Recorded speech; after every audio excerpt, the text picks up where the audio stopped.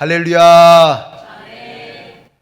오늘부터 이제 대림절이 시작이 되었는데요. 오늘 읽었던 본문에는 메시아를 기다리는 수많은 사람 중에서 시몬이라는 사람과 안나라는 나이 많은 두 노인에 대해서 소개를 하고 있습니다. 특별히 시몬이라는 노인은요, 예수님이 어떤 분인지 또 예수님이 어떤 사역을 하게 될 것인지 이 두 가지에 대해서 아주 자세하게 예언을 하고 있는데요. 오늘 본문 25절 말씀 보면은 예수님이 어떤 분이라고 표현하고 있습니까? 이스라엘의 위로라고 말씀합니다. 예수님께서 나를 위로하신다. 그런 의미죠.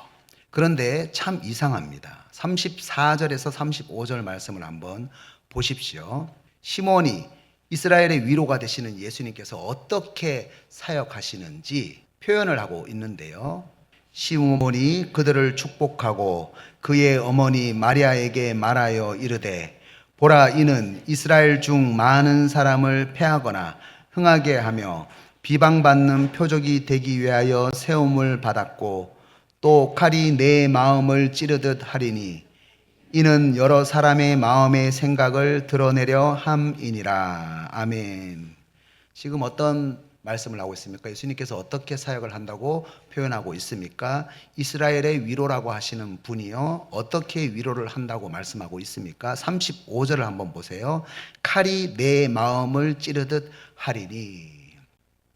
칼과 같은 말씀으로 사람들의 그 죄악된 생각들을 다 드러내서 그 죄악된 생각들을 패하게 만들고 그리고 난 다음에 흥하게 한다.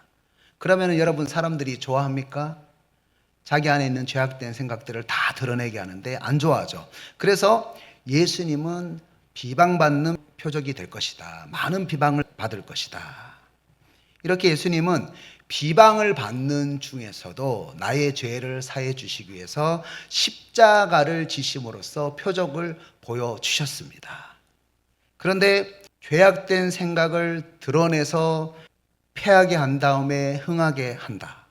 이런 예수님의 사역이 이스라엘의 위로라고 말씀할 때에 여러분은 어떻습니까? 위로가 되십니까? 당시에 사람들이 기다리던 메시아는요, 로마의 압제로부터 해방시켜 줄 수 있는 그런 메시아, 예수님. 나의 소원을 이루어 줄 수 있는 그런 메시아 예수님을 기다렸습니다.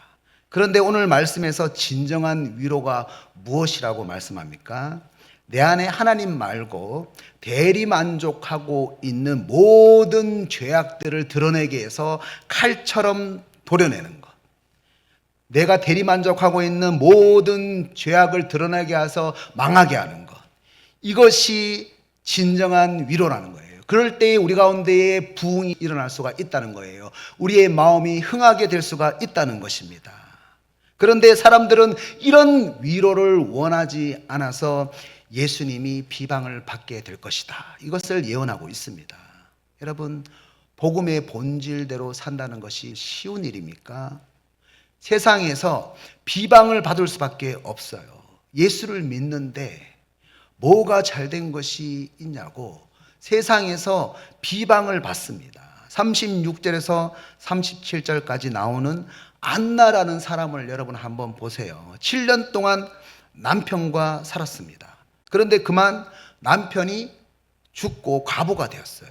여러분, 당시의 과부는요, 오늘날과는 다르게 할 수 있는 경제 활동이 이삭 죽기 외에는 없었습니다. 살기가 힘들었습니다. 그런데 여러분, 이 안나라는 사람의 가문이요, 신앙생활을 제대로 하지 못했기 때문에 이런 고난을 받게 되었습니까? 아닙니다. 정말로 이 안나라는 가문은 믿음의 가문입니다. 신앙생활을 아주 잘하는 가문이었어요. 어디에서 그것에 대해서 알 수가 있냐면요, 36절 말씀 보면은 알 수가 있습니다. 36절 말씀에서 아셀 지파 바누엘의 딸이라고 이렇게 소개를 하고 있죠. 왜 안나에 대해서 아셀 지파 바누엘의 딸이라고 소개를 합니까? 당시에 그 로마의 압제 가운데 있을 때에 유다 지파와 베냐민 지파를 제외하고 나머지 지파들은요, 족보가 분명하지 않았습니다. 이스라엘 역사를 보면 많은 사람들이 아수르나 바벨론으로 끌려갔다가 돌아오니까 족보가 다 흩어지게 된 거죠. 그리고 다시 로마 식민지가 되니까 지금 죽느냐 사느냐 그것이 문제인데, 먹고 살기가 너무 바쁜데 족보가 무슨 소용이냐, 이런 생각으로 당시에 유다 지파와 베냐민 지파를 제외하고 나머지 지파들은요 족보를 찾을 생각을 하지 않았습니다. 그런데 이런 상황 가운데서도 하나님이 정해주신 그 자기 지파를 찾으려고 신앙적으로 매우 노력하는 남은 자들이 있었다는 거예요. 특별히 36절 말씀에 나와 있는 아셀 지파는요 소수 지파였습니다. 먹고 살기 힘든 이때에 이런 소수 지파를 모아가지고 신앙적으로 양육하고 일으켜 세운다고 해서 뭐가 달라지겠습니까? 그런데 아셀 지파는요 하나님이 주신 그 지파를 찾아야 한다. 그래서 신앙운동을 했습니다. 36절을 보면은 안나의 아버지에 대해서 바누엘이라고 하는데요, 바누엘이라는 이 이름의 뜻이 브니엘이라는 이름의 뜻과 같습니다. 여러분, 브니엘이 무슨 뜻입니까? 하나님의 얼굴이라는 뜻이에요. 야곱이 야복 나루터에서 기도를 해가지고 하나님과 씨름해가지고 어떻게 됐습니까? 이스라엘이 되었잖아요. 그리고 난 다음에 브니엘, 하나님의 얼굴을 보았다라고 하지 않았습니까? 이때 야곱이 이스라엘이 되었습니다. 그래서 성경학자들은 그 바누엘의 손조들이 너는 흩어진 그 아셀 지파를 모아서 하나님의 그 얼굴을 들게 만드는 그런 사람이 되거라. 그렇게 이스라엘을 신앙으로 세우는 그런 가문이 되었으면 좋겠다. 이런 소원을 마음에 두고 바누엘이라는 이름을 짓지 않았을까 추측을 합니다. 그런데 이렇게 신앙생활을 열심히 했던 가문이지 않습니까? 그런데 여러분, 바누엘의 자녀인 안나가 어떻게 되었습니까? 바누엘의 자녀였던 안나가 일찍이 과부가 되었어요. 만약 저와 여러분이 안나라고 한다면은 어떤 마음이 들까요? 하나님, 다른 사람은 몰라도 신앙생활 열심히 했던 우리 가문은 잘 되어야 하는 것이 아닙니까? 다른 사람들이요, 우리 가문이 하나님을 열심히 믿는 그런 가문인데 왜 그런 처지가 되었는지 모르겠다. 이렇게 비방을 합니다. 그렇게 비방을 받을 때마다 내가 뭐라고 말해야 될지 도저히 모르겠습니다. 내 자신이 너무나 부끄럽습니다. 지금 내가 가고 있는 이 신앙의 길이 맞는지 틀리는지 잘 모르겠고 내 존재 자체가 흔들립니다. 우리가 이렇게 반응을 할 수가 있는 거죠. 이럴 때 우리는 하나님에게 어떤 위로를 원하게 됩니까? 다시 경제력을 회복할 수 있는 어떤 환경과 관계를 만나게 되어서 더 이상 다른 사람들이 나를 흔들 수 없도록 하나님에게 나에게 어떤 기적, 어떤 표적, 어떤 위로를 나에게 보여달라고 우리가 그런 메시아를 기다릴 수가 있다는 겁니다. 이것이 바로 우리가 소망하고 기다리는 메시아가 될 수가 있어요. 그런데 34절 말씀 후반절을 보면은 이스라엘의 위로가 되시는 예수님에 대해서, 메시아에 대해서 예언을 하는데 어떻게 설명을 하고 있습니까? 비방받는 표적이 되기 위해서 세움을 받았다. 뭐라고 말씀합니까? 비방받는 표적.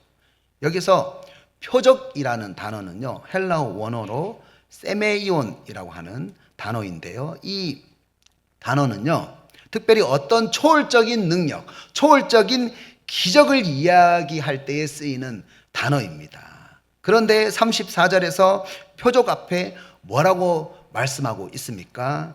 비방을 받는, 비방받는 표적이라고 말씀했어요. 여러분, 이 말씀의 뜻이 무엇입니까? 여러분, 비방받는 것이 표적이라는 거예요.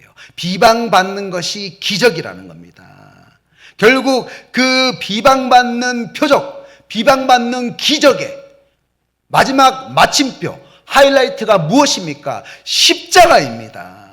세상 사람들은 십자가를 비방하고 멸시천대했지만 그 십자가가 나를 죄에서 승리하게 하셨습니다. 믿으십니까? 멸시천대 받은 주의 십자가에 나의 마음이 끌리도다.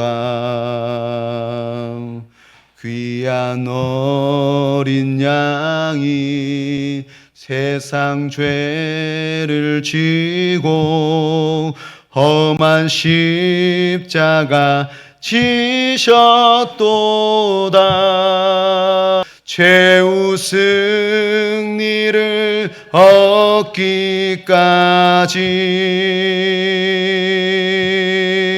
주의 십자가 사랑하리.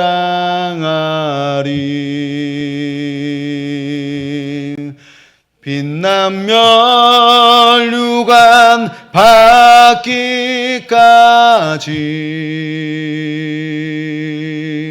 험한 십자가 붙들겠네.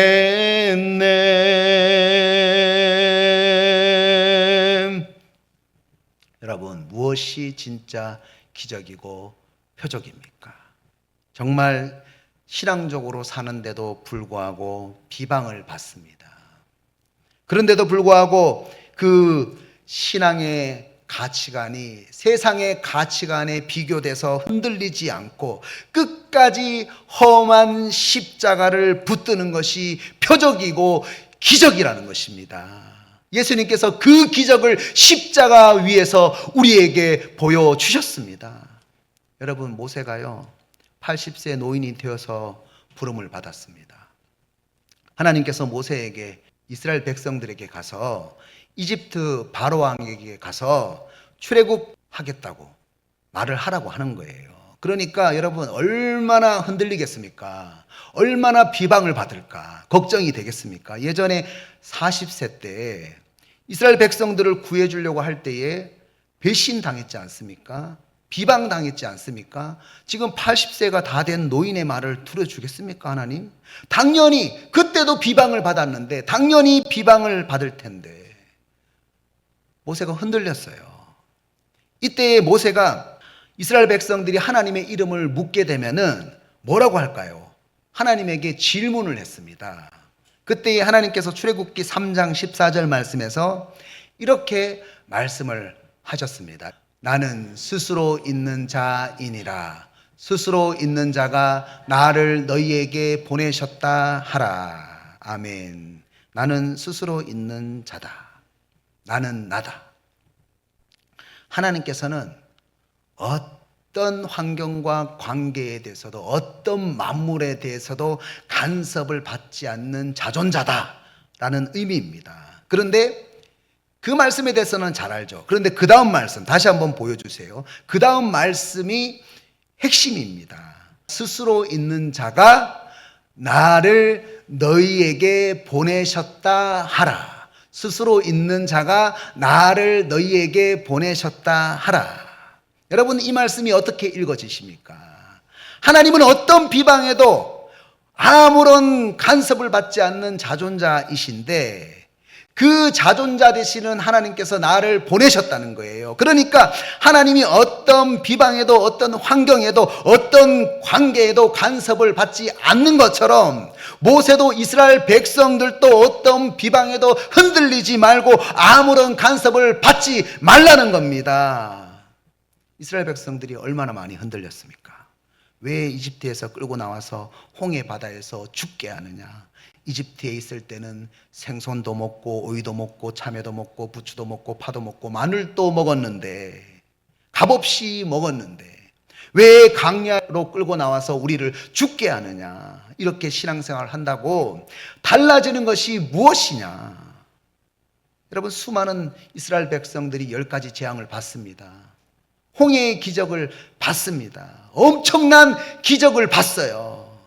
그런데 다시 닥치는 그 현재의 환경과 그런 관계의 간섭 때문에 존재 자체가 흔들려서 하나님을 비방했어요.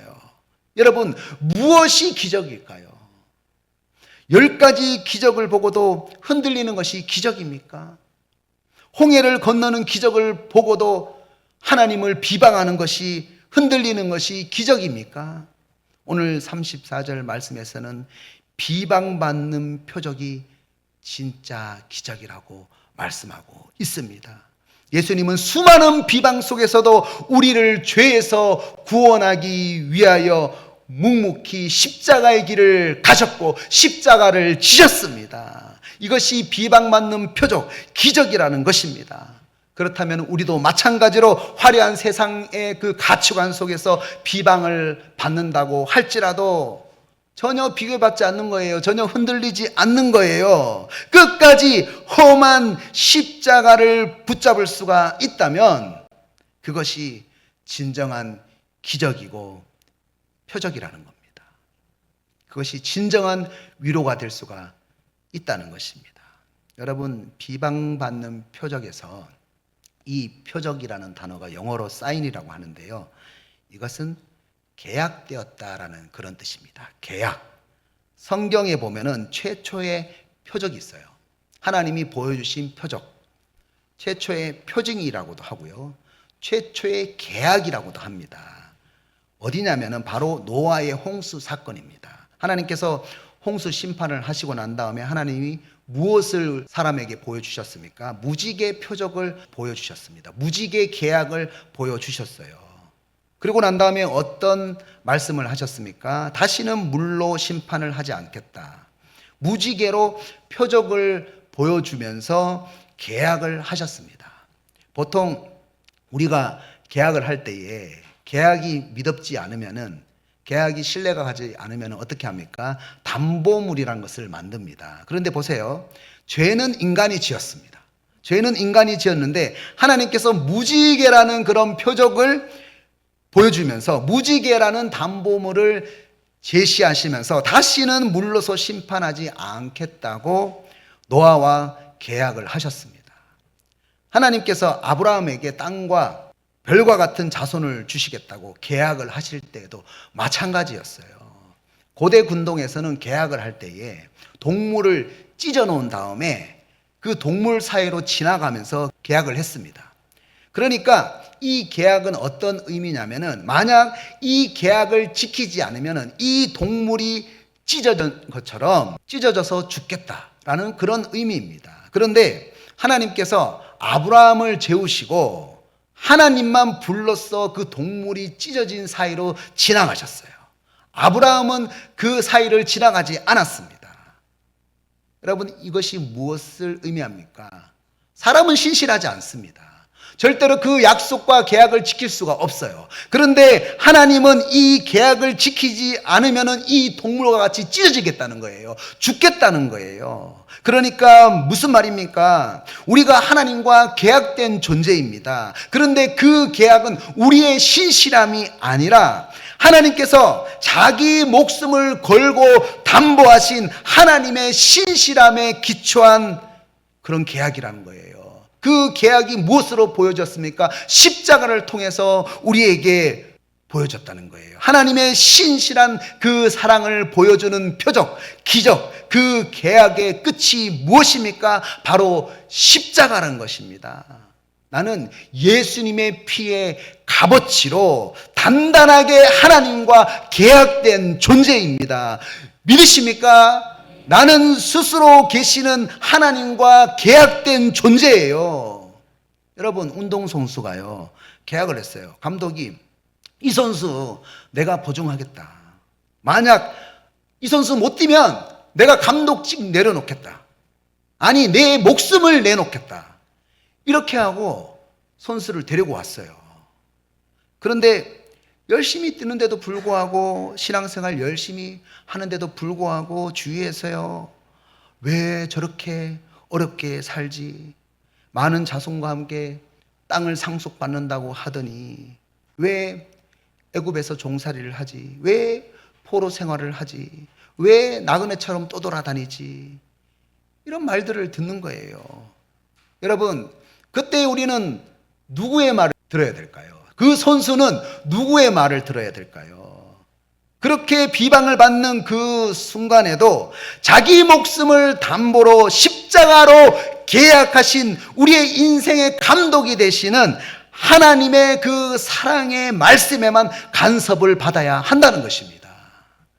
이제 대림절이 시작이 되었습니다. 세상을 보니까 거리는 정말로 화려한 불빛으로 반짝거리는데 내 인생은 별로 화려하지 않는 것 같지는 않습니까? 그래서 세상의 가치관에 내가 비교받으면서 비방을 받고 있지는 않습니까? 십자가로 계약된 내 존재가 흔들리고 있지는 않습니까? 여러분, 대림절에 많이 부르는 찬송이 있는데요. 가사를 읽어드리겠습니다.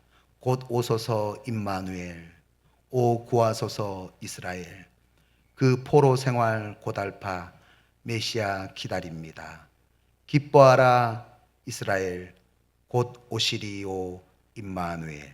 여러분, 임마누엘이 어떤 뜻입니까? 고달픈 죄의 포로 생활에서 우리를 자유하게 하시려고 아무에게도 간섭받지 않는 그 스스로 계신 하나님께서 인간의 몸을 입고 이 땅에 우리와 함께 하시는 것이 임마누엘 아닙니까? 여러분, 임마누엘 하나님이 우리와 함께 하신다면 더 이상 세상의 가치관에 비교받지 마세요. 세상의 가치관에 휘둘려서 원망하고 불평하지 마십시오. 질투하지 마십시오. 시기하지 마십시오. 안나는요, 어느 누구에게도 간섭받지 않았고 비방받지 않았습니다. 너희 아버지 바누엘이 흩어진 소수지파인 아셀지파를 다시 모아가지고 신앙으로 양육한다고 해가지고 그렇게 노력을 했는데도 불구하고 왜 너는 과부가 되었느냐? 너의 인생에 대해서 한번 설명해봐라. 안나는 이렇게 비방을 받을 수 있는 이런 상황에서도 전혀 흔들리지 않고 전혀 간섭받지 않고 37절 말씀을 보면은 계속 이스라엘의 속량을 위해서 주야로 금식하면서 신앙의 유산을 발전시켜 나갔다는 것입니다. 그래서 오늘 본문 36절 말씀에서는 이 과부 안나에게 새로운 이름을, 새로운 정체성을 선포하는 거예요. 과부가 아닙니다. 뭐라고 선포합니까? 안나라 하는 선지자가 있어.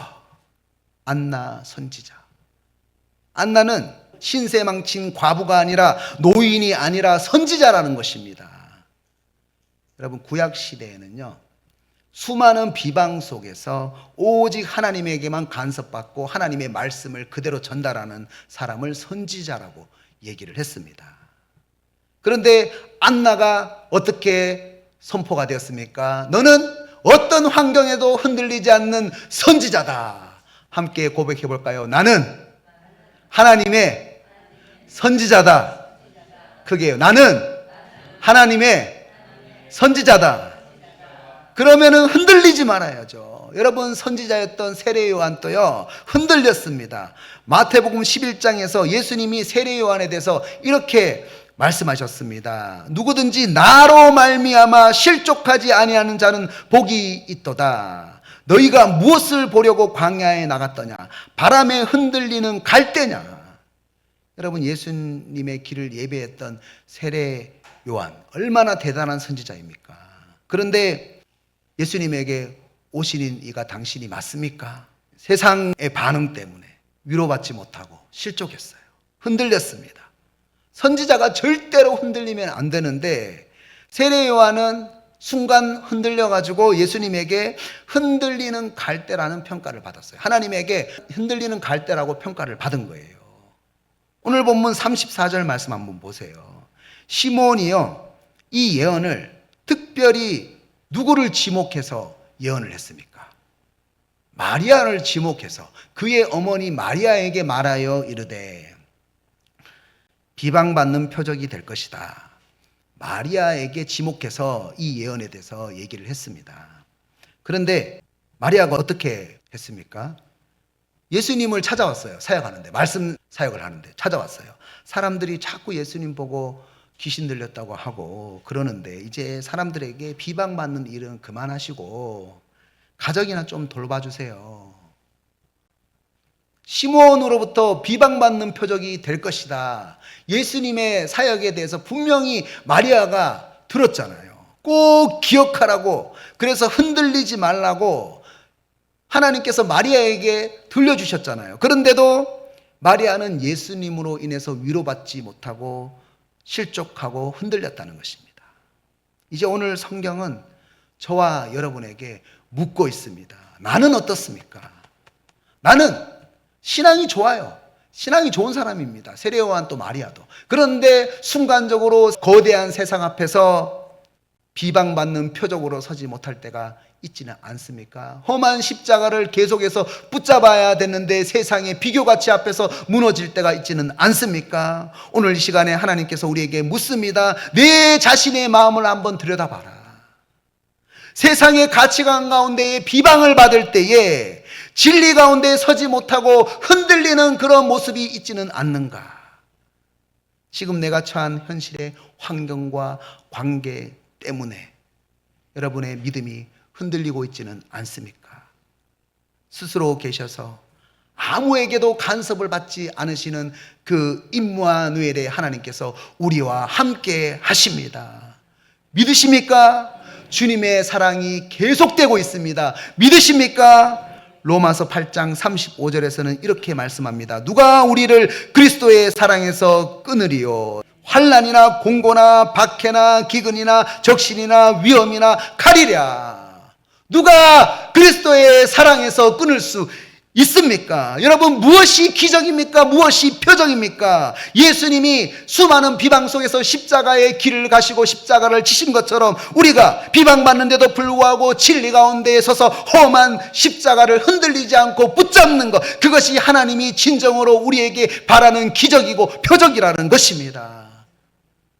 오늘 여기 계신 저와 여러분은 이 말씀을 믿음으로, 대림절이잖아요. 예수님을 기다릴 때에 주님, 예수님이 묵묵히 비방받지 않고 십자가의 길을 간 것처럼 나도 그 길을 가기를 원합니다. 흔들리지 않고 험한 십자가를 붙드시기를 주님의 이름으로 축복합니다.